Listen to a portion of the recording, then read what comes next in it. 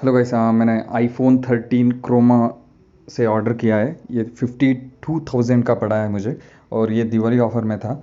और अगर अब फ्लिपकार्ट में जाओगे तो भी 58-59,000 का मिल रहा है। तो क्रोमा में उससे भी कम में मिला है। देखो, अनबॉक्सिंग कर रहा हूँ, ब्लू कलर का मिला है। ई एम आई ऑप्शन के साथ मिला है। उसके अंदर देखोगे तो एक फ़ोन है और एक लाइटनिंग केबल है, USB-C टू लाइटनिंग केबल। और कुछ नहीं है गाइस, आपको सेपरेट चार्जर लेना है। ईयरफोन चाहिए तो ईयरफोन ले सकते हो। थैंक्स।